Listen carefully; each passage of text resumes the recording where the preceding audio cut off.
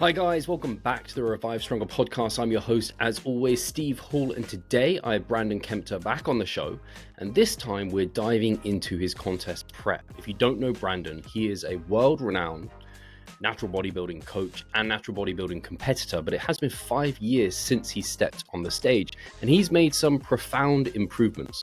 So we talk about how comp prep has been going so far. He talks about the mental shift he's had to allow this to be so low stress and making the process so much smoother. We also talk about what things he's been working on in his off season to make his physique more complete and competitive. Talk about his pre-prep phase, how he identified his adductors as a weakness. We also then talk about his expectations being process versus outcome oriented and the importance of that, and then dive into things like, hey, carbohydrate use and utility during refeeds, during intra-workouts, whether or not he's a fan of those and how he goes about programming them, and talking about his use of the deadlift off the floor as a tool to bring up his physique, where in a time where people are talking about stimulus to fatigue ratios a lot, it maybe is falling out of favor for bodybuilding specifically, and how he goes about programming that. And there's so many take homes and lots of lessons, and Brandon is a wealth of wisdom. I think a lot of you will agree. And as ever, guys, to continue to allow this podcast to grow, to reach as many ears as possible, to keep getting on such tremendous guests, it needs you guys to share, give us some support and love. So if you are on YouTube and you're saying hello to me right now and you can see me, please give us a comment, give us a big thumbs up, give us a subscribe to the podcast and to the channel itself, and share it with anyone you think might like it.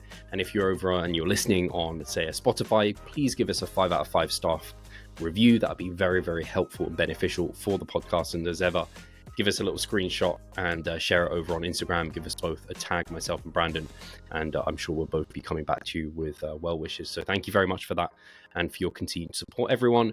But without further ado, let's get into the show. So Brandon, we were just talking about my little kind of recovery post show, but you are in an actual comp prep right now, and Indeed. Getting closer and closer, and the physique's definitely changing in some really cool ways. I've been keeping an eye on, obviously, your kind of process there, and it's actually been 5 years since you took to the stage, hasn't it? What made this year be the year? Yeah, look, it has indeed been 5 years. And I got to say, after 5 years away, it feels like a comeback rather than an off season, then back to it. And to be fair, I wouldn't go around recommending, my own athletes, let's take a 5-year structured off season. There was just a lot of things happening in the middle there. Coming off last season, I was ready to pull the trigger with an 18-month period between, which is sort of the shortest turnaround I'd have. But then COVID came around, and obviously global events precluded my capacity to do so. And after that, well, basically whilst in COVID, I decided, you know what, I need another challenge. So let me jump into a master's. And I think we spoke last, I not long finished that, which was a master's in science, majoring in sports nutrition. Was able to do some research on bodybuilders, had some very good supervisors. That was fantastic. After that, my then fiance and I, now wife, we moved from Australia, and then we got married. And basically, I sat down with my now wife and I said, okay, pretty much the day after our wedding, I'm jumping into contest preparation and we're going to line up some shows. And she said, I'm all on board with that. So, got hitched and then pulled the trigger and just looked at, okay, what shows do we have available? And here we are at 20 weeks out. And I must say, it's been a very interesting contest prep thus far. Body is responding exceptionally well, quite possibly more receptive than in my previous preps, in part by virtue of, the body's a logical series of systems, control the right variables, you have a predictable result. But I believe in part because my stress is lower than it were in my last prep, in part due to the environment, in part due to the mental approach, which I'm happy to dig into, and also just really protecting my sleep much more assertively than I would have done in previous preps. So far, so good. That's really nice to hear about. I don't know about you, Brandon, but I bet it doesn't feel like 5 years since you last prepped, or does it? Does it all feel quite familiar, or does it feel fairly foreign? It feels like home. Let's just say that. Because I think the first time that I was on this podcast, third time now, it's just crazy. What a pleasure. I think I just finished my contest prep, and that season there was a 2-year gap between, and that was the longest off season I had ever had. Sorry, 3 years it actually was. It was the longest off season I had ever had. And, for me, bodybuilding is, whether I like it or not, it's a big part of who I am. We're doing this for over half my life. It's crazy to think. And I love the process, off-season and contest prep. But what I love about contest prep is the unique perspective that it provides and the unique challenge. I was saying recently that in one of my posts that I don't believe high achievers, broadly speaking, most individuals experience much in the way of long-term pleasure from passive endeavors. Like, you need to stretch the mind and body and challenge it voluntarily to its limits. And I think that's where real joy is. And it definitely is the case for me. So jumping into a contest prep, I'm like, wow, this is amazing again. I'm loving the process, truthfully.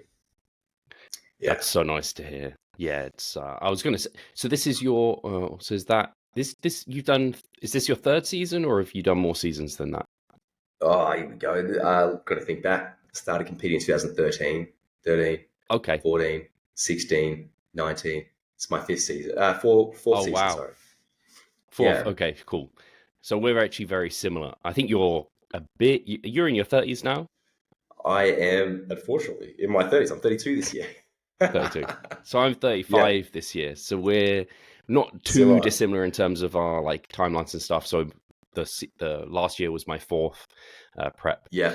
And man, 5 years since your last one. And if people don't follow you, I highly recommend they do. And I mean, they can go navigate to your Instagram and just bring up like the condition you got to and the physique you brought to stage in 2017. And no, wait, was that I'm just checked out 2017, 2019. 2017 Indeed. Was one of my seasons. So 2019, and that was already a highly competitive physique. I think you were probably on the cusp of a pro card of sorts in a variety of shows. And so 5 years on, I can only imagine if you've, and I mean, as far as I know, Brandon, you've been incredibly diligent with your off season and kind of maximizing that to the best of your ability. It's going to be quite a transformed physique. Yeah. I mean, look, as an advanced athlete, as you are aware, it's akin to wringing out the sponge for the last few drops. And that's really where it's at.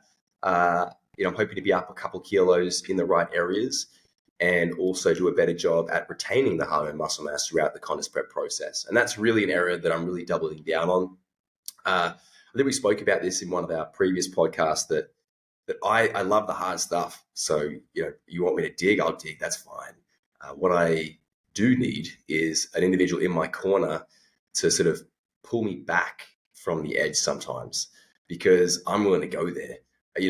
That's not a problem. So in my last prep, it was very successful, though I believe it's plausible. Maybe there was, a kilo of muscle mass that maybe didn't have to go come the end.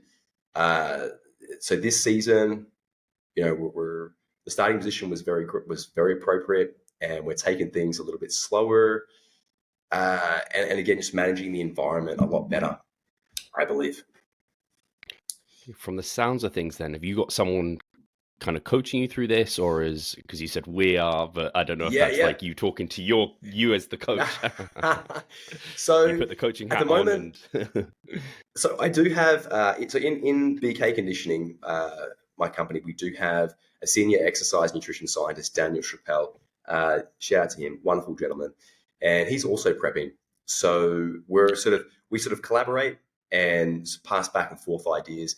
I also have my dear friend Nathan Wallace, of whom I've worked with over the years. He was at one stage a mentor of mine, and I prepped him through the back end of his last season to Worlds. So you would have met Nathan at Worlds, and he's also in my corner. So especially coming in from 10 weeks out, I'll really lean on Nathan to make sure we're making appropriate calls. I believe it doesn't matter how educated you are, how skilled you are as a coach. When it comes to your own body, your ability to be objective is substantially, let's just say, limited. And that's really where these guys come in to straighten me out when necessary. So yeah, that makes complete sense. I know. Whilst I was coached in my first season, and then the next two, I quote unquote self-coached. I had people I was consulting with regularly and kind of sending images to back and forth, especially towards the end there. And I just found it so valuable in my last season. I was like, hey, let's just introduce Cliff, who I Yeah, highly respect and see as one of the best at doing this, to see if absolutely. like he could just fundamentally just reduce a stressor, which you mentioned there, stress being lower, and man, you can't undervalue that. And of course, I think Yeah, since 5 years ago, we've also learned how much more important sleep is. And yeah, so having that in place, I can't imagine how much smoother it is for you. And I'd love to hear a bit more about the mental side. You mentioned that. You said you could dig into that a little yeah. bit more. Yeah, sure. So look, I think that on the mental side of things, I think that bodybuilding changes through one's life cycle in terms of the manner of which you manage the primary variables which influence your result. As you move through your life cycle, your time and attention needs to be divided in different ways. We get married, some of us have kids, etc. But one of the things that that's changed this season is that bodybuilding has always been a central piece. It's been for me, and and the sort of joy comes from taking the canvas that is my physique as far as possible. And I understand that bodybuilding, I'm very aware that bodybuilding is a subjective sport. And essentially, I'm doing this to please the eyeballs of 4 individuals on a judging panel. But if we peel that away, it's for me. But I definitely felt a lot of pressure in my previous season. People had an expectation of bees jumping back on stage again. And whether I like it or not, I did let that get to me. Now, that could be a good thing in a way. Pressure can be good to a point. This season here, I've really brought it back to that sort of base of, okay, the pressure's off here, or at least I'm approaching it as such. And I'm going to take this canvas of my physique as far as possible. And I'm just really going to keep my focus on myself. And, any other external focus is really only when it's productive to do so. And to be honest, it's been quite liberating just sitting in my bubble, if you will, and doing the work. So yeah, my mental approach, that's definitely allowed me to sort of pull that pressure off and let my body do its work. Because if I control the right variables, I will have predictability in the response. So yeah. I love that. That's exactly the mindset I had going in for my last season, until I will say did my first show and then ended up getting a result that I didn't expect, and it kind of changed Nailed the it. whole landscape of the season. And then I, for some reason, started to set expectations on how am I going to do in those kind of pro shows. And I think that then led to, as soon as you set up expectations like that, you can beat them, and sure, that might feel good, but then if you Yeah. don't, it's going to feel bad. Whereas if you just don't have expectations, you're just going, I'm going to do my best and we'll see what happens, then you don't have that distaste. It's a tough piece. I believe that, and look, we work with this with our athletes, right? I believe that winning is important and winning should be a motivating piece, but it shouldn't be the only motivating piece.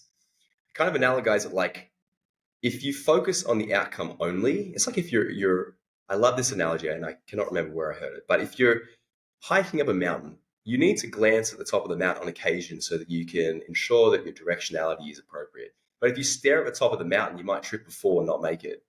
So I do think that it's good to have expectations, it's good to know where you're going, but if you focus on it too much, you're either going to be distracted to a point of which it's pulling you away from the process, which inevitably affects the result, or you're just not going to enjoy the process as much. So I'm really making a point of sort of, yes, I am a competitive individual. I like winning, but I believe that sort of A plus B equals your results. The A factors are things that I can control: my training, my nutrition, my stress management, my sleep, etc., and the sub variables within that.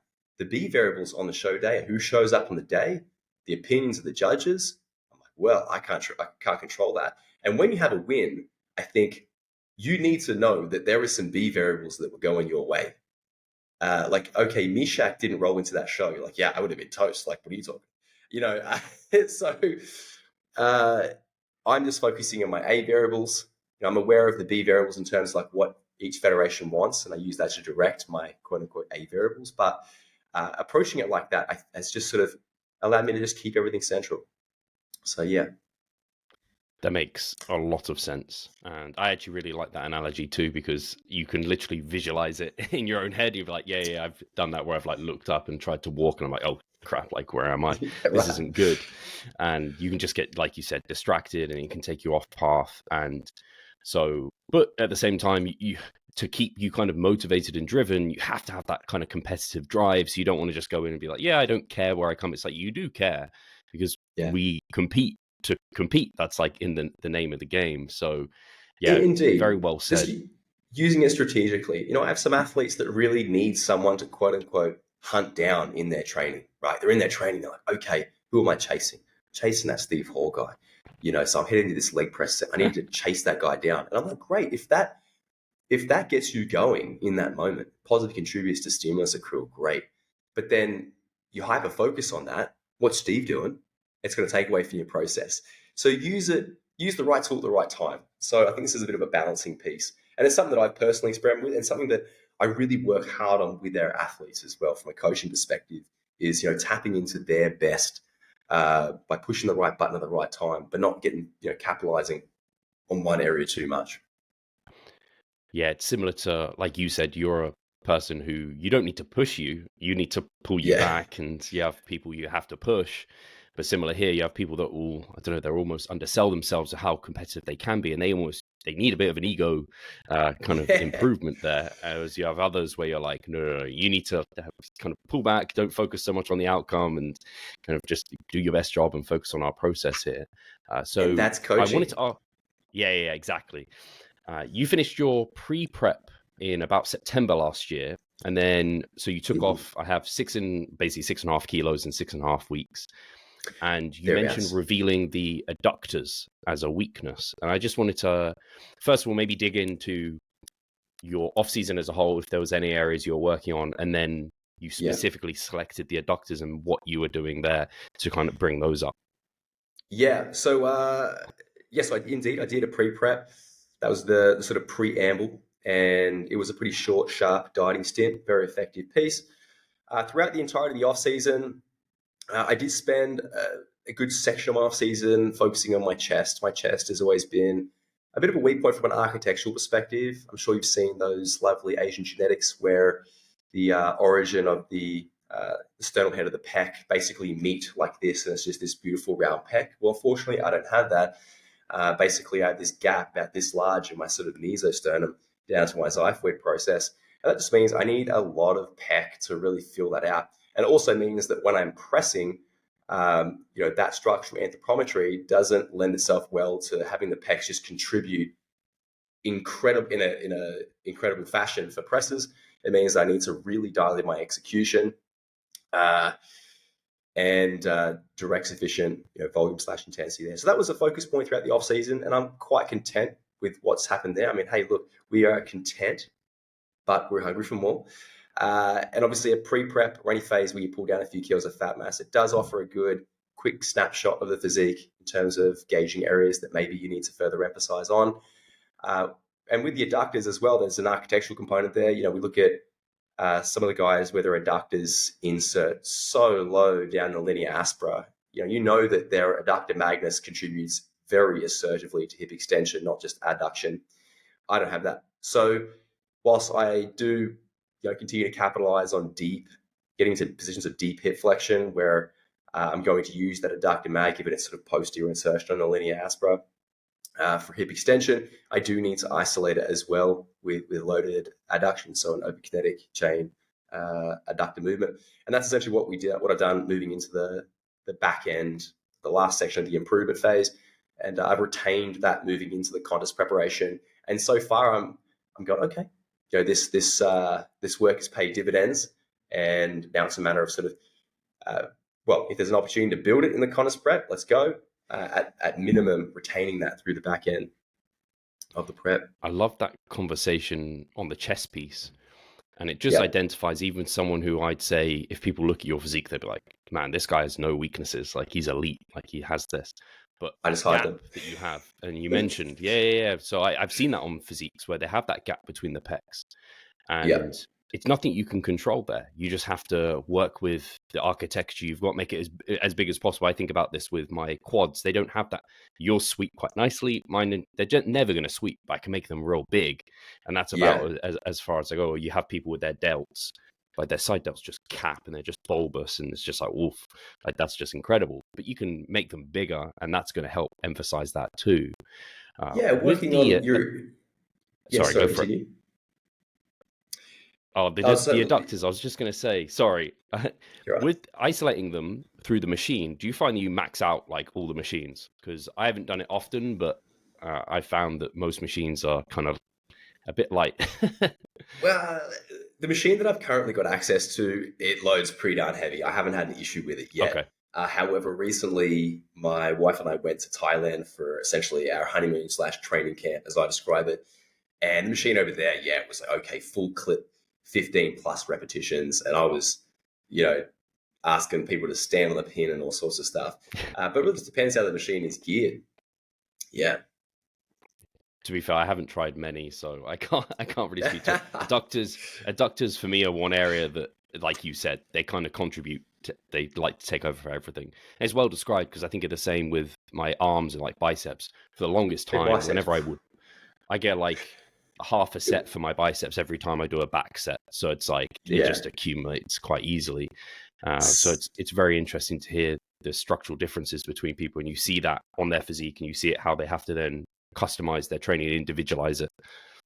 Biceps are such a strong point for you. It's just incredible. But I mean, this is why I think it's important to look at a physique on a pose by pose basis. If you ever looked at, like broadly speaking, a lot of the Asian folk have high lat insertions. So when they have their arms by their side in this front relaxed shot, you're like, wow, the high lat insertions just make the waist shoulder ratio look ridiculous. But then once they lift their arms up in a rear bicep, it exposes them a little bit. And you look at these guys, and you have to look at it on a pose by pose basis. Front relaxed shot, looking great. Rear bicep, back is weak. We need a metaphoric, you know, bucket load of back to make the rear bicep complete. Cool, keep loading on that. And this is where I think this is part of my fascination with bodybuilding. It's just how individualized it is, and you know how much you got to break it down, and that just plays into the sort of making the right moves on the metaphoric chessboard throughout the off season to make sure that you got a perfect symmetry of a picture of symmetry and proportion. This is the stuff that rocks my world, really, about bodybuilding. Yeah, I think that's why it is subjective in the end, because you'll get someone, they'll look at the WNBF world's like top 5 or whatever, they'll be like, there's no way I can differentiate 1 through 5 here. Like they all just look incredible, or the Yeah, Olympia, whatever it is. But like to the discerned eye, like yourself, you can probably pick apart the physique on pose by pose and be like, yeah, I can see how this guy edged it just because of these small, tiny little differences in their whatever it within their physique. to be fair, once you get to WNBF Worlds and the pro lineup, everyone is on. Every Yeah. pose, everyone's on. Then it becomes a matter of splitting hairs. And I got to say, Worlds this year, it was riveting. Oh man, it's a thrill to watch good bodybuilding. I'm like, ooh, wow. Uh, yeah, that was fun. Is Worlds the goal for you this season? Is that like the show to finish the season and kind of that's what you're going for, or what is it? What it are the goals and objectives? Do you have them? Yes. So look, I won't be doing Worlds this season. It's a little bit too late for me. And look, to be honest, usually I would line up for Worlds. I would start prep a little bit later, push into the back end of the year. But one of the considerations for me is that I do not want my choice to impede on my capacity to coach at the highest level. And we've got sort of two main seasons that we direct our athletes to, sort of that May, June season, pardon me, and then sort of the September to November season. And now there is some more shows in the kind of July area as well. Uh, so I wanted to compete when things were a little bit more quiet on that front. And also, I didn't want to die over my wedding. So basically, we get married and then, okay, let's start the prep and see what's available. There is basically, I'm looking at doing an NPC natural show in Australia, which, to be fair, I'm not very fond of their definition of natural. 3 years drug free. Apparently, you can come back if you test positive. I don't think that's on. But it lined up okay. It's the inaugural sort of run of these shows in Australia, so I'd like to get involved.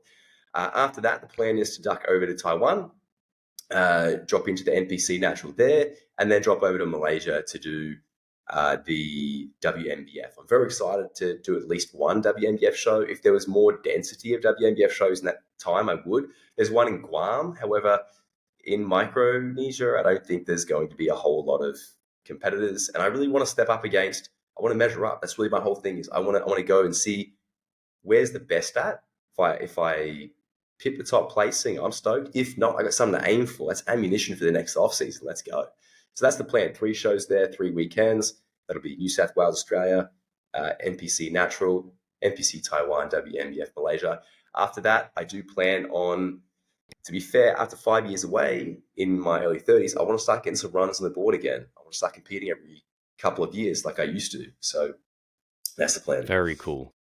Will you always have this? I should have thought about it. Either the fact you're in prep, and I know you're 20 weeks out from the first show, there or thereabouts. I should have thought that's not going to be sustainable to take you down to November, like the longest prep known to man, unless you dipped in and out. And it makes sense, as we spoke about, kind of your cognitive function towards the tail end of prep certainly isn't in its best place. So it can be challenging, especially if you have a lot of competitive clients like yourself. Like that's a large part of your roster. In terms of kind of going forward, then will it always be like a season A that you'll be aiming for because of that reason, where you'll have more clients in season B? Look, I'm not sure. We'll have to see. I think that the season at the end of the year is the most competitive, and that's why I've always done it to this point. I've never competed outside of that. There's a high probability I'll push on to a season in the back end of the year again. It's usually where I compete. It's just a matter of forecasting ahead of time. And let's say, for example, in 2019, my first show, I had 10 athletes at the show who were doing that show. So, I flew my mother down, I flew my fiance down, and they managed the backstage for these guys. These days, my business is much more spread out globally, so I'll attend what shows I can, but it's an impossibility to attend all shows. So that in some ways makes it a little bit easier, but as you're aware, I do make myself available at whatever time. So, when my guys are in the UK competing, Leon, for example, I'm on the phone at, midnight my time, it's whatever o'clock him. That's just how it needs to be. So that's definitely more taxing than usual when, I myself are, 2 weeks out from a show, for example. Yes. Like you said, the sleep piece, it's like the foundation of things, and that would crumble. So yeah, it's kind of, like you said, it's setting yourself up ahead of time where you almost, I don't know, you can limit your competitive clients for that season B, knowing that you're going into that sort of thing makes a lot of sense. And that's essentially what we would, Daniel and I would do. Let's say if I know that I'm going to compete in 18 months or 2 years, okay, cool. Let's make sure that we're managing that appropriately. I always want to prep athletes into those shows. It's just a matter of planning it so it's manageable. Yeah. And I completely agree with you too I think I don't know, sometimes when you start out in bodybuilding, part of me, when I first was competing, would think, if there's less people at the show, like I can do better, and like I'll pick shows where there's maybe less people, so I'm more competitive. But as you do it more, you're like, I don't want to go to a show where there's like, I'm on stage with one other person. It kind of feels not pointless, but it feels very challenging to get the reward and what you wanted from that stage experience to be competitive. So I totally get it that you don't want to go and do maybe like some obscure show where there's potentially only going to be one other guy on stage with you. Yeah, look, in 2019, I planned out 3 shows in the United States. I said, cool, I want to do the WNBF Worlds, the INBA Universe, and let me duck in an OCB show. I've never done an OCB show. And the third weekend was in Portland, Oregon. It was a very small show. And it was unfortunately a bit kind of disappointing. I'd given my 100% to it. And I got there and I felt like, this is almost actually, I almost felt like this is a bit unfair. Like I am 100% all in for 2 years for this season. And for a lot of these guys, it was like their regional show, just ducking in. So I didn't get what I wanted out of that. And look, to be fair, for me personally, again, the joy is in the hard. When I was a teenage athlete, I compete in the teenage category, and then I jump in the opens because I want to see, okay, where does my physique measure up? Give me some ammunition for the next off season. Okay, cool. I look at these photos up, I'm like, wow, these open guys, they're in their prime, right where we are right now. These guys are crazy. Wonderful. Let's go in the off season. So that's kind of what I want to get out of the season, is to see where the best, I think my physique is quite competitive on almost any stage, but I'm not going to say that there's other guys out there that aren't on my level. I mean, gosh, WNBF Worlds was a mind blowing piece, just to, a testament to natural bodybuilding. So that's where I want to measure up really. For sure. No, that's exciting. Mentioned before you're about 20 weeks out, and in a recent post you talked about this kind of flexible rigidity, which Yeah. I like this term, although it's almost like, hey, how can these things belong next to each other? So I'd love to hear a little bit of how you use that flexible rigidity with your nutrition and training over the past weeks to kind of keep you moving forward, and also kind of still allowing bodybuilding to complement your overall lifestyle and not take over. Yeah, look, it's a rather paradoxical phrase, but uh, essentially I refer to it as like being rigid with adhering to fundamental principles, and then where necessary, being flexible with the application of those principles. And that affords you to be somewhat, especially like with the athletes we coach, a little bit autonomous in sort of managing things as they come up, because life isn't totally linear. There is those quote unquote B variables, things come up. And in our scenario, right, as in my wife and I, we went to Thailand, and we had obviously a bit of travel between from our home in Indonesia, which to be fair is not anything crazy, but we did have a delay as well. But that's okay, we make it work. So we're looking at sort of adjusting sleep schedules, adjusting training days around the travel that we had planned. And when we're traveling through Singapore, which happens to be an incredibly challenging place when it comes to bringing food, looking around, what's available at 7-Eleven to complement my macronutrient targets. To be fair, the majority of Asia is incredibly easy because they have, chicken that's in a packet. It's so much easier than Australia, for example, in a flexible diet on the go. But I did have to, tweak and adjust these areas here. And it's something that, from a coaching perspective, through education, working with someone over time, we try and get them to a point where they can think on their own a little bit. And in our experience, that enhances their result because, one, they're more calm, they're armed with the tools to make modifications in real time, and B, they're a little bit less binary with the manner of which they manage what they do.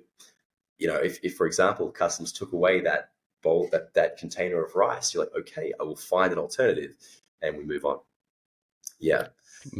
Makes a ton of sense. I think it's great to like bodybuilders really good for loving structure, routine, and like having this way about doing things. And part of that can be meal plans and eating very Yeah. similarly day to day. But if you don't understand why that meal plan's working, Yeah. like what are the fundamental principles driving results there, which is like the macronutrient content for the most part for physique outcomes, then as soon as that kind of meal gets taken away, it's like, what do I freaking do? Do I not eat, or do I just go fuck it and have whatever? Yeah. It's like, no. You go to 7-Eleven and you find things that can do a similar thing. Similarly, like if you can't do your hack squat, you don't suddenly Yeah. just go, I'm not going to hack squat then. Like, I'm not going to squat. I'm not going to train my quads. You go, there's a barbell in this hotel gym, Yeah. whatever, would be pretty good for a hotel, but I'm going to get some quad stimulus done. Like I'm going to make sure Absolutely. that I meet the principle that I need. Yeah. To be fair, this whole concept of flexible rigidity, I will say I love routine personally, and I'm a big advocate for routine. I believe that a routine has the capacity to be productive or non-productive. But assuming that you put in place productive routines, it allows you to basically tick the fundamental boxes in reference to the variables which positively influence your result with less cognitive horsepower. And unfortunately, it takes a lot of cognitive horsepower to integrate a productive routine. And that's why we do this in the off season and pre-preparation. But once you have integrated it, you can run on autopilot to a degree. And I think that's incredibly productive through contest preparation. But you still need to be somewhat flexible. If that routine gets thrown out, then what? And that's really where this flexible rigidity comes in. Understand the principles, have the routine in place. But if it does get disrupted, well, then we need to know how to implement the requisite flexibility to take care of these principles within the constraints of the situation. Let's go. Yeah. I completely agree.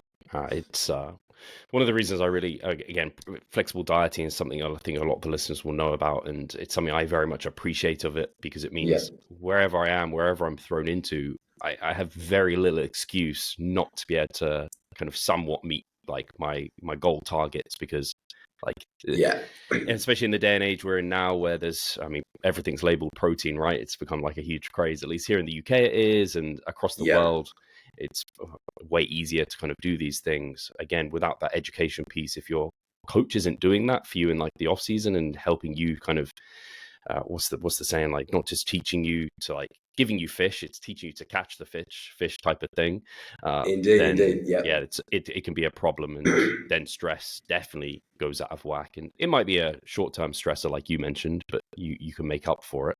So Yeah. that's great. I love that you're doing that. Yeah. Yes. It's been very interesting, this prep again.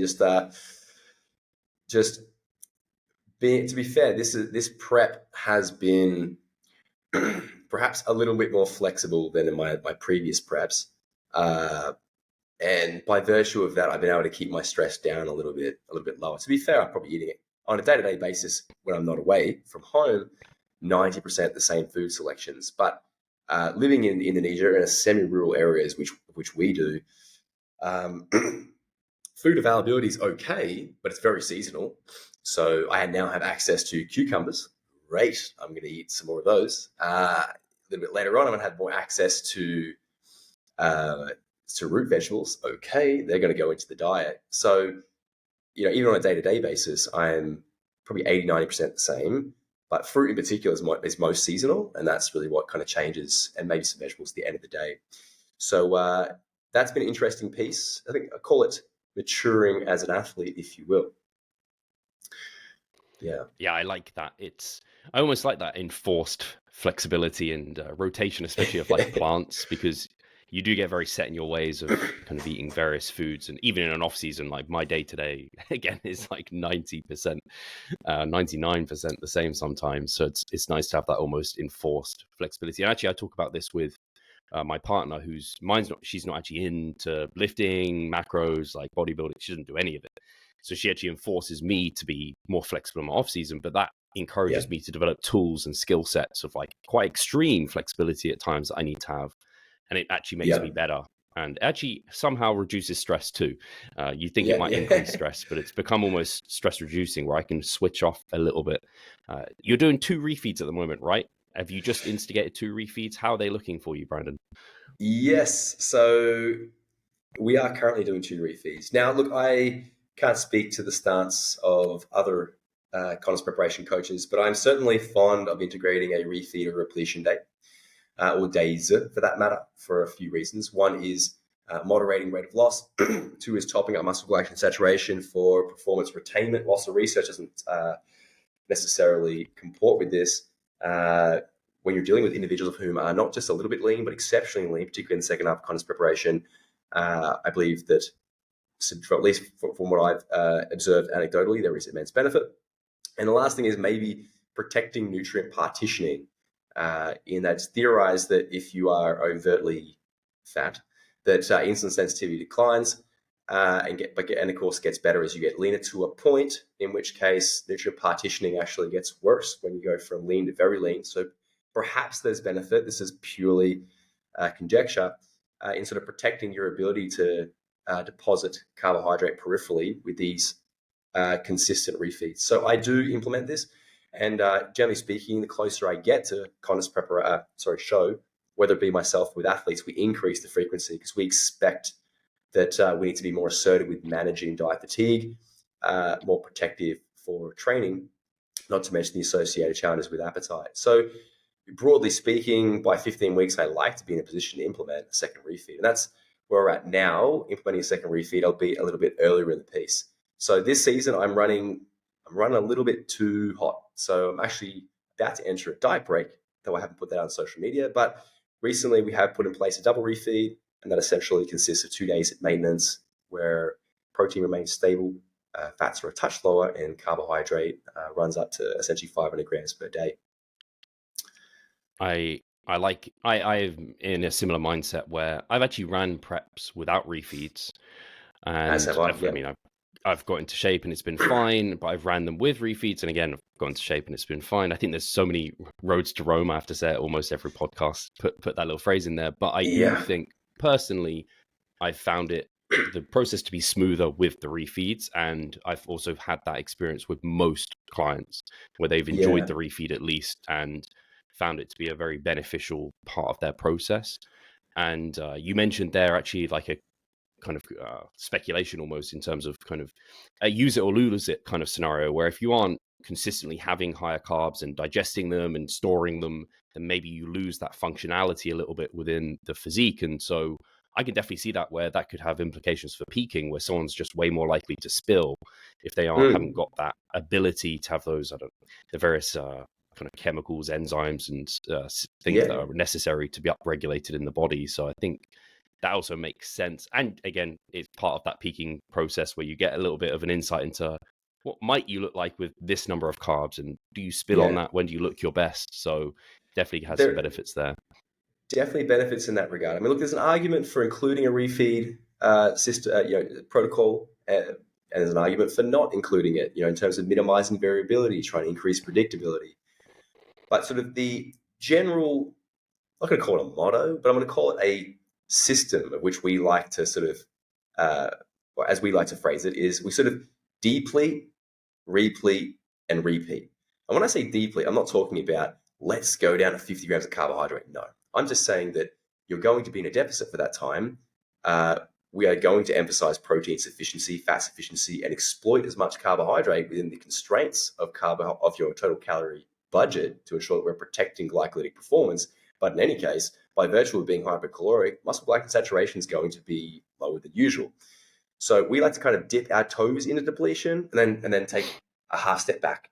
And I believe there's benefit in that, particularly when you have someone who is like myself, who flattens out a lot. And as we described previously, like digging's fine as long as you can climb out of the hole. And particularly also if you have someone of whom gets lean in certain areas. You get someone who's very lean, like myself, I'm quite lean through my back, but I'm quite soft in my glutes and hamstrings.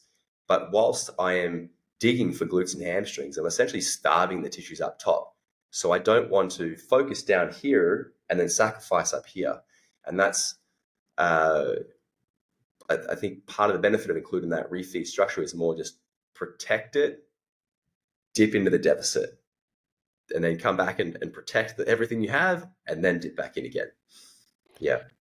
Yeah, and I think we have good data to suggest like being in a glycogen depleted state is not good for like performance, muscle retention. Like it's a pretty poor position to be in. It's much better to have like signaling to muscles and signaling to the body for anabolism is like part of that is being full of glycogen and everything there. So it's, and I mean, it's one of those, I come back and I kind of think real world, what's going on? It's like the vast majority of competitive bodybuilders have been using refeeds for years. You'd think they'd remove it if it wasn't seemingly being a tool for success.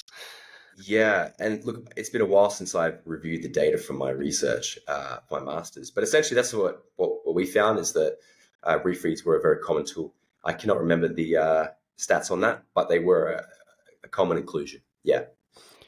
With your refeeds, Brandon, specifically, how do you like to go about them? Do you do them? It sounds like you do them back to back. And in terms of food sources, do you change anything there? Do you time it in the week for a particular reason? Is there anything there that you do? Yeah. So at the moment, they are back to back. However, I will say I have experimented with our athletes with back to back versus spread out.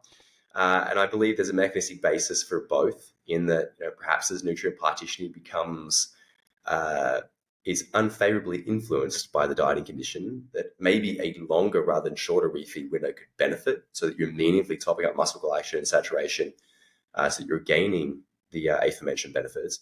But then there is perhaps also there's an argument for maybe spreading it out throughout the week so that you're just dipping your toes in lightly and then taking a step back.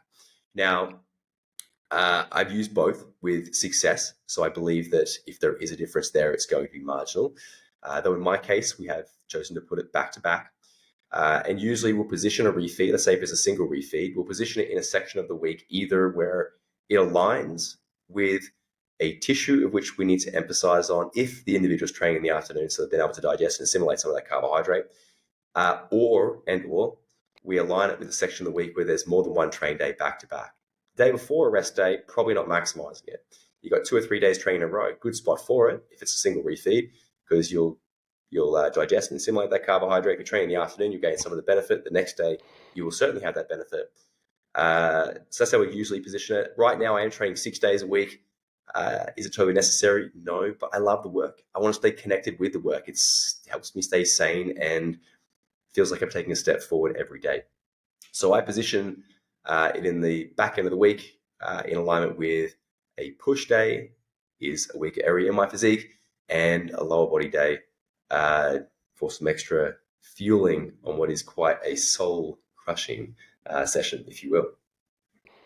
Makes a lot of sense in terms of the timing and having them back to back versus spread out. And I've experienced similar where if I kind of spread them out, there's sometimes some psychological benefits there to have that flexibility of kind of using it as and when they maybe need it to some extent, if especially earlier in a prep when performance is less of a concern and you can just use it for more of a like a psychological aid and a social aid in some sense. But as you get deeper, you need to be more focused on performance and kind of squeezing everything out of it you can. So it makes a ton of sense in terms of how you're using it. Do you change your food sources at all, or do you keep it like pretty samey and just increase what you're already having? My food selections are quite simplistic. I will say that broadly speaking, I'm absolutely an advocate for a food first approach. If we can consume a given, let's say, for example, micronutrient through our food selections rather than supplement it with it, I want to explore that. There's a variety of reasons for that. But by virtue of this sort of approach, I do consume a mostly minimally processed, micronutrient dense diet. And I generally keep the same food selections. I will say, living in Asia, where we don't have access to some of the insane foods that, diet related foods that a lot of the Western world has. And to be fair, I believe that in many instances, it may in fact make your life a little bit more challenging by virtue of triggering just by virtue of the hedonic power of some of these sort of diet related foods. Not to mention the challenges with tracking things like sugar alcohols. So to answer your question directly, I keep the same food selections. So yes, I will. The proteins also be the same. I will simply increase, for example, the volume of rice. Obviously, living in Asia, rice and rice-based things are sort of the backbone to the diet in reference to carbohydrate. Yeah, I totally agree. I know that's something I learned quickly in my first contest prep was, and they weren't so readily available here, but I ended up like, I don't know, importing them from America, some of these like Walden Farms and various like food products. And Tell me, I Steve, went a bit wild. did you punish the porcelain after that? I tried the Walden Farms. I'm like, this does not agree with me, man. I don't remember having digestive issues from it. But I Okay. remember I made myself protein pancakes and put, I don't know, syrup or chocolate sauce on it or whatever. And I also made it for my girlfriend, and she was not impressed. She told me after my season, she ate most of it, but she was like, it did not taste good. She was like, she was not pleased with what I put there. But you're so right with the dopamine and food reward response. Like they're a double-edged sword, right? I think in general, cutting phases when food can be a bit boring, and maybe you can have some of these kind of diet hacky type of foods that are a bit more diet friendly and a bit more palatable, it can help adherence for that person. But when you're in a comp prep scenario and everything, cucumbers, for example, are tasting pretty good and you're pretty happy to eat those on their own, you don't need some of these like pretty palatable foods at this point. One of the things that I am quite an advocate for is strategically modulating the hedonic power of food. So let's say, for example, in the context of an off season, when you're sort of etching towards your upper intervention zone, so to speak, or appetite tapers off, that's probably a time where maybe you want to increase the hedonic power of food by adding, flavor additives, for example, and that allows you to trigger the reward centers in the brain and sort of override the homeostatic drivers for appetite. Not to mention that a lot of these food selections will be lower food volume, and that's also going to make it a bit easier for you. But in contest prep, I like to essentially employ the opposite, where I want to be purposely playing with my food selections. I know that as I get deeper into contest prep, that my taste sensitivity, my food reward sensitivity is going to go through the ceiling. Plain rice will taste amazing to me. Coffee, I will taste, when you read the thing on in the cafe, it says gentle, subtle scent of pencil shavings. You're like, I think I can taste that. You can taste everything. So I want to keep the palatability low. So even, for example, adding salt to my meals, I use salt strategically around training in order to acutely modulate blood pressure so that when my T hormones drop, blood pressure drops, I'm able to stay conscious in my sessions, right? But I don't add a lot of salt to my meals outside of training because I want to keep the palatability quite moderate. So yeah, just a bit of a sort of follow on from that. No, for sure. It makes a ton of sense. Kind of walking. I heard this from Mike Israel. I don't know if it's like a commonly known principle in terms of like walking up and down the hedonic staircase, and Yes. we want to avoid like again. It's like similarly post show people, or even post show, and they're doing like a cheat meal or whatever it is. Their post show feed. They suddenly have the most tasty food, and no wonder they're going to binge and go crazy. And some Yeah. people are better at managing that than others. I know for example, towards the end of my prep, my favorite meal was always breakfast of protein oats with dark chocolate on top and like my whey protein powder at that point. Like it tasted so good mixed in. I'm like, Yeah. I got to the point in prep where I'm like, is this making my life just harder, or is it worth how nice it is and the enjoyment I'm getting from it? And I kept it in the whole way. But when I was doing my depletion weeks with Cliff, and he would just get me on, basically it was meat and veggies, it was quite nice Basically. just to like have that complete switch off. It's like, oh, that's quite stress relieving. So yeah, I'm always like fighting with that. I want a little bit of something I really enjoy, and I really get some benefits from that. But is it making the process harder? And as long as I'm adhering, that's the thing I come back to, is like, is Yeah. it, and I'm not struggling to adhere. It's like, it's all right to some I extent. suppose Maybe you. I'm just trying to sell myself on keeping the protein oats in.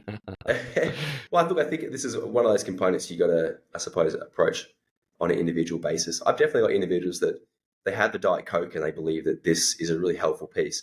And to be fair, I have Diet Coke on occasion. I don't like Diet Coke at all in the off season. In contest prep, I quite like it. I quite like everything with it has some flavor. Even water, somehow you're like, wow, this is amazing. Drinking 5 gallons of water a day. Uh, but I think I believe there is potentially benefit in keeping things relatively simple. Obviously, in my scenario, it comes down to availability, and that, to be fair, has made life pretty simple. I've got the food selections available that I need to perform at an exceptionally high level. Fantastic. Keep it. We roll with that and move on. Yeah, I again, I kind of like that it being stripped from you, so you just don't have that ability to let your kind of monkey brain almost like pull you towards it. So something else actually on that note of nutrition, I guess, I believe you're a fan of intra-workout carbohydrates in Absolutely, some yes. scenarios. Yeah, Mm, and is that something you're currently using? What does that look like for you? How do you yeah. kind of pass that with the I guess I guess you could say lack of evidence suggesting that like we deplete much glycogen and there's going to be that Mm. much benefit to such an acute carbohydrate intake for a bodybuilder. I must say, to include my bias, I'm almost biased towards using them as well. Look, look. Let's put forward my personal biases. I do believe there's benefit, but I believe there's benefit primarily because there's a mechanistic rationale for it. So yes, indeed, we could say you could look at some of the research and say, hey, you know what? Perhaps resistance-based training is not as glycogen depleting as as some individuals first thought. Therefore, the requirement for intra-workout carbohydrate is diminished. But then we also have research looking at carbohydrate mouthwash, in which case, when you deplete muscle glycogen, particularly from a certain subcompartment, you have a decrease in central drive, which is quite intelligent from the body's perspective. If fuel is low, I'm going to sort of, well, at the back end of prep, quite assertively cue you to train with less intensity for like self-preservation. And it appears even rinsing the mouth with carbohydrate when the glycogen depleted state tends to sort of signal to the brain that carbohydrate is available, and that essentially delimits the central nervous system. So then I suppose the question becomes, why don't we just rinse our mouth with Gatorade, spit it out, have a full-blown eating disorder and contest preparation? But I Yeah. believe there's also, I mean, if you want to do that, you can give it a go. Uh, but it's also, there's again, potential benefit uh, from a fueling perspective directly. And it's important to keep in mind that carbohydrate consumed in training is partitioned a little bit differently to outside of training. Uh, so I believe it's so for me, how I operate is I have an intra-workout carbohydrate allotment in my scenario personally, which is 30 grams, and that's a standalone. It does not change throughout the contest preparation. To me, it's dead carbohydrate. Some might say like, well, what can't you rationalize, eating that? It's probably going to be partitioned a little bit differently. Yeah. Uh, and for me, it's set aside for it. And I think a good thing to keep in mind is with a lot of the research, looking at resistance-based training, not much of it's done on athletes of whom are A, glycogen depleted, B, existing at an extremely low level of adiposity. It's a bit of a catch-22 where the mechanistic rationale for the inclusion of intra-workout carbohydrate is kind of much more strong when you're dieting, but it becomes more challenging to psychologically rationalize it. But the way I look at it is, again, to me, that's just, if let's say the carbohydrate is 300 grams, it's 270 now. That's just it. The 30 grams other, it's in the session. That's just it. It's gone. So I do consume carbohydrate in training, currently 30 grams. In Southeast Asia, we have a drink called Bakari Sweat. I'm sure you've seen that, which is like basically it's the equivalent of Gatorade, so it contains some electrolytes as well. And that's usually my go-to product intra-training. For my guys that exist outside of Southeast Asia, then I often recommend either dextrose, maltodextrin, or just sucrose. If you're consuming very high dose of carbohydrate, we're talking in excess of 80 grams per hour, well, then you need a specific carbohydrate blend to ensure that you're not disrupting the intra-intestinal osmolality to the point at which you have a involuntary bathroom stop. Then you're going to mix, a specific ratio of fructose, glucose, and fructose, dextrose, maltodextrin. But for doses below 60 grams, you can simply mix cordial and call it a day. And that's essentially what we do. Nice. Yeah, I do very similarly. I'm very basic of just like a dextrose, and I actually put in flavored creatine just because it's a time to have creatine. But you were better than me, because I, similarly to you, think the rationale for it makes most sense in times of which we're going to be most glycogen depleted. And so that's towards the end of like large sessions and large muscle groups like legs, if you're doing a lot of volume, or it's just a fairly extended session, or if you're training first thing in a fasted state, what have you, probably more beneficial, or like deep depths of like a contest prep, especially as you're very lean. I think it makes more sense. But again, it's hard to rationalize and hold on to liquid calories when you're in such a state. So I kind of like how you just kind of made sure you put it in there and you're not going to remove it. I know I ended up removing it, and I trialed and I kind of convinced myself in some sense because of the carbohydrate mouth rinsing, which I actually have down here. It's a Oliveira Silver 2022 if people want to look up the interesting study. paper. And they concluded in there, it seems to be driven by activating brain regions related to reward, motivation, and motor activity. So I kind of theorized that maybe even just having a flavored drink in your session could be calorie free, could do something similar. So I ended up removing the carbs and just went with my flavored creatine, which I think, if anything, kept me drinking. And it comes back to that adherence piece. Like, if having that intra-workout leads to you not adhering to the total calories by the end of the day, you might want to reduce it or think about it. If memory serves correct, I believe they control for taste by using maltodextrin. There's actually not sweet. I thought check that. But look, it's possible. Look, personally, from an anecdotal perspective, I feel benefit. Whether it's psychosomatic or not is yet to be seen. But look, in general, I don't like to sort of speak in absolutes. I certainly advocate for it frequently with our athletes, but there is certainly occasions where we do reduce the quantity. Let's say adjust the quantity, individual dependent, and sometimes omit it. So I don't like to be speak in absolutes, but from a personal perspective, I do utilize it throughout essentially the entirety of contest prep. Do you also use it in off season too? Is that something you in keep the off season? Yeah, I do. To be fair, in the off season, the mechanistic rationale is diminished. However, it more serves as simplistic means of consuming carbohydrates efficiency. And if there's any further benefit, well, then it's essentially it's securative, if you will, for performance. Yeah, I agree. And I mean, your training volume, although obviously you're going to have far more stored glycogen, having that readily available kind of blood sugar kept like higher, I think there's some mechanistic rationale behind this in terms of just keep you more mentally focused. And so at least, again, it might be placebo, whatever, but I tend to kind of keep it in and just modulate it based on like where I'm at in terms of how much can I put towards it. But I certainly, like you said, I'm not going up into 80 grams of carbohydrates. It's normally at most maybe 40, 50, but normally as low as 15. I don't tend to go much lower than that. Then it starts to become like, is there any point like putting this here? Maybe not. Yeah. Amazing. Actually, one final question I had for you, Brandon, was surrounding off-season and exercise selection. Obviously, from speaking to you and people who know you're very well thought out. And something you have in your program that might surprise some people, based off that is deadlifting off the floor. So we're not talking hip Yeah. hinging, we're not talking RDLs, straight leg deadlifts. We're talking, I believe you tend to do a conventional deadlift is like a staple for you in an off season. Love to kind of Indeed. hear why you have personally found that to be something you want to keep in. Yeah. So, I mean, look, I always find this an interesting sort of conversation. And it's especially interesting to me given the sort of cyclical nature of the fitness industry. Thinking back when I first started training, power building, body lifting was really big, and everyone was doing the squat, dead, bench, and OHP. And if you weren't, then what are you doing? So perhaps at that time, these lifts were sort of overcapitalized on and put on a pedestal as a must-do component. And then more recently, we're more educated. We're looking at, okay, let's use movement selections that vehicle for taking training stress, that is load and repetitions to the target tissues. And let's ensure that we're exploiting a range of movement that is uh, essentially uh, takes that given tissue through the majority of its functional range. In which case, you look at a deadlift and you go, well, it's a very broad movement. Painting with a broad brush here, the range is partial in every joint structure in motion.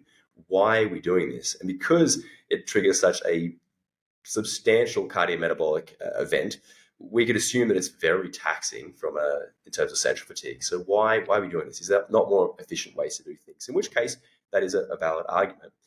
But I believe that this is truly a belief, if you will, that when you have an individual of whom has participated in deadlifting, utilize these big lifts where appropriate, as in an individual has the structural anthropometry to make it work, the requisite mobility, the requisite skill, etc., that it does tend to show in the physique, particularly in the rear double bicep. When you have an individual turn to the rear, I've often observed those of whom really get into the purely bodybuilding centric movements that, okay, it's like, yeah, okay, got some nice lat here, bit of a gap in the low back structures, good glutes, okay, hamstrings.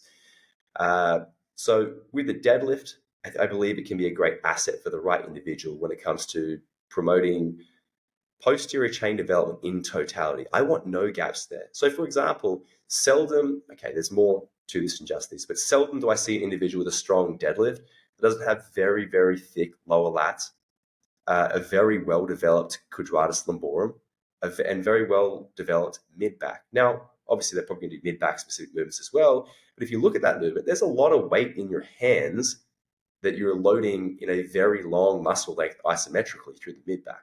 Now, with that said, although I'm quote unquote fond of these movements, I don't speak in absolutes. There are a lot of individuals I work with who do not deadlift for various reasons. And also, it generally comprises a small part of my training volume. I'm going to do 1 to 2 working sets a week on the deadlift, basically.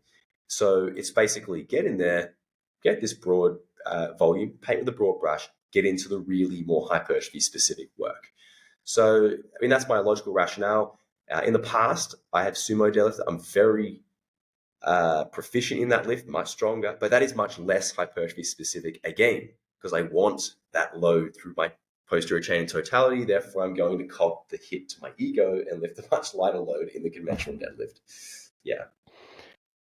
Totally see that. And I think there's a reason people say, what is it, you can see the people that deadlift, and I've had trouble with that saying, but I do see your points, and I absolutely see potentially a case for it. And I think it's very much like, if you aren't deadlifting, then you need to be doing something else for those muscles. But it's like, and I think you're kind of thinking, can you quite replicate the load that you're putting through those muscles with anything else? And then that's a question of, I can see an argument there. Well, look, it's a maybe. I mean, look, I've seen individuals who hinge in a Romanian deadlift with ungodly amounts of weight. Could you get the same benefit, maybe more, by virtue of being more specific to the hip extensors? Maybe. And again, from my perspective personally, I suppose you could look at it as being more securative than anything. Do 1 set. Is 1 set meaningful in terms of stimulus accrual? I would say if done with a high enough supporting intensity, yeah, it's meaningful. But is 1 set going to completely trash you for recovery? I mean, individual dependent, but I'm going to say most individuals can probably manage that. Okay, cool. We've crossed that box. Now we can get into the other more bodybuilding specific work. With your deadlifting, is there anything you do in terms of, I'd love to hear rep range, proximity to failure and also position within the week and within the session? I don't know if you manipulate any of those things to make it even like more complementary, or Well, look, what I know you will have thought about it, so I'm interested to hear. yeah, look. Personally, when it comes to the deadlift, I will deadlift as a powerlifter would in terms of getting into the most mechanically advantageous position for power development. I want to shift the load because I want that load through my lumbar structures, basically. Uh, alongside everything else. I usually position at the start of the session personally. However, there is a rationale for putting it at the back end of the session, particularly an individual, for example, might be coming back from injury, and you want to achieve an appropriate proximity to failure without excessively loading the lumbar structure. So sure, put it at the back end of the session. You might even put forth the rationale that perhaps doing isolation movements first when there's no central fatigue that could bottleneck peripheral stimulus accrual, that maybe you should do some isolation movements first. And to be fair, a part of my programming does that in opposite ends of the week. And in terms of rep ranges, generally speaking, as you know, different movements lend themselves best to different rep ranges. It's going to be low to moderate rep ranges. So we're talking probably no less than 4, probably no more than 10. We're going to exist most of the time within those realms. In terms of proximity to failure, given that this is such a tech-dominant movement, as you know, we've got momentary muscular failure, point at which we can no longer overcome the equilibrium that is gravity with concentric contraction. But then there's also technical failure and preset failure. I believe the latter two are the most common sort of points of failure, so to speak, in the deadlift. It's where sort of the quote-unquote transmission breaks, in that we're starting to lose lumbar rigidity before we actually reach the point at which rep output stops, unless you're a very skilled lifter, which hopefully you are. But I'd say in most scenarios we're working, if it's one set, one either RAR 0 or 1. To be fair, I work the majority of my training at that realm very consistently. And on that topic, actually, to be fair, the more recent research in reference to proximity sort of appeals to my biases, that the body is much more adaptable than most people give it credit for, and that perhaps training in close proximity to failure consistently means that you accumulate less in the way of stimulus accrual per set, albeit with a diminished volume of stimulus by virtue of just being more adapted. But I personally train in close proximity to failure and advocate for very consistently doing so with our athletes when and where it is appropriate to do so, depending on skill, and of course injury status, etc. Makes total sense, especially the rep range in particular. I just wondered because I know some of the meta-regression that came out from Robinson et al. Kind of spoke to, if you do heavy enough loading, the proximity to failure seems to matter less for hypertrophy, that you don't get that kind of almost linear increase. So I wondered if you kind of kept something in the tank, but you kind of are by not taking that set to momentary muscular failure, more so going towards like a technical failure in most cases. So I think that kind of almost aligns with that a little bit, where you're not just going until you can't move. Yeah, look, to be fair, my personal biases, I'll put this forth here. I do believe there's absolute importance in modulating proximity to failure. It's like a throttle of sorts. And there are times we need to push and times we need to pull back. But I struggle to contend with doing less work being more beneficial, right? Particularly when we look at, and I'm a scientist, so I understand the state of research, but if we look from a anecdotal perspective at one of the things I respect and appreciate about old school bodybuilders is it was really about finding ways to train harder, right? We look at Dorian Yates' time, etc. These guys were bona fide monsters in the gym. They would have scared the absolute shit out of anyone because they hunted down the bar. I remember watching some of these videos, these old school bodybuilders talking about, my mentality is I need to be able to run through mother effers before I get to the bar. I'm like, wow, that's intense.